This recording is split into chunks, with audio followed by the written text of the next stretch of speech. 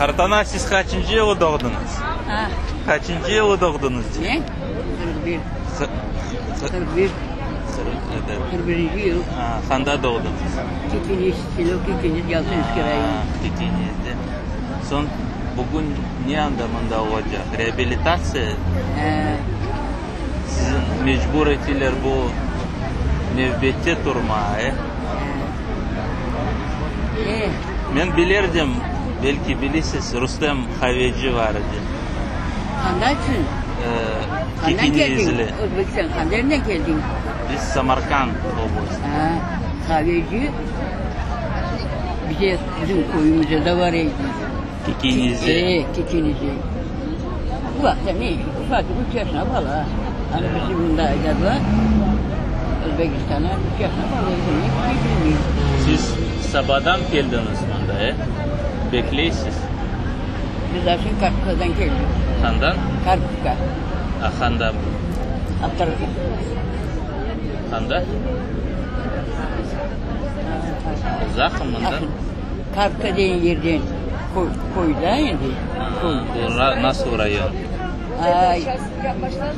Benim pratik olan yerim Muskatlı.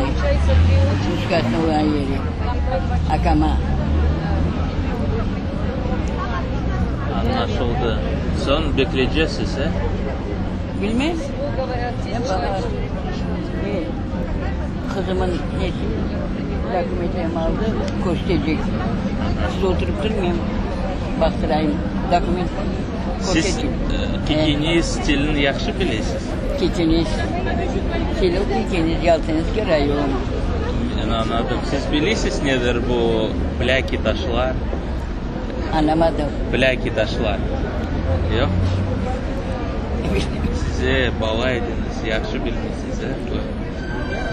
Yemle ben yaş balaydım. 41. yıl Uruş'a doğulan bala. Babam Yalta'ya ne olduğunda anam alıvargan beni. 10 kulük bala. Koç etmeyi babama. Babam bana gitti Uruş'a. Parmakları yok geldi.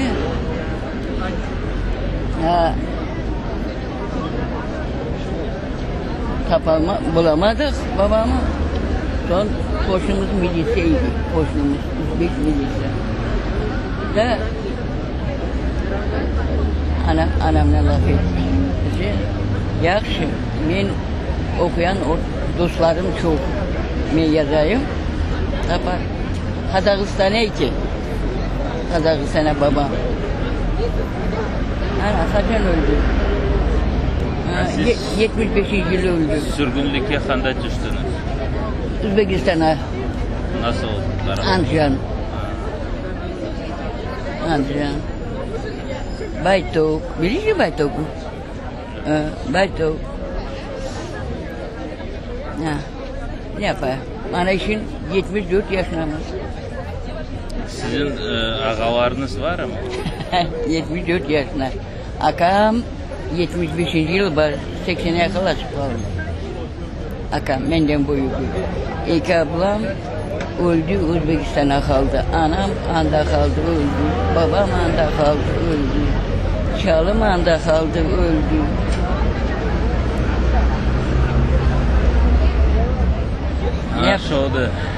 Ne yapayım? Dünya şu iken balam. Ne yapayım? Dünya şu. Kaçın geldik? Sağ olun.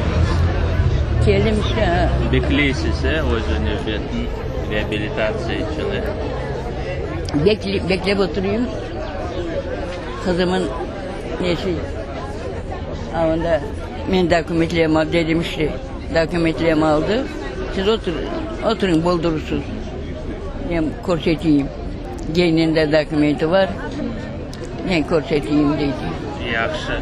Çok sağ olun. Yazarsın.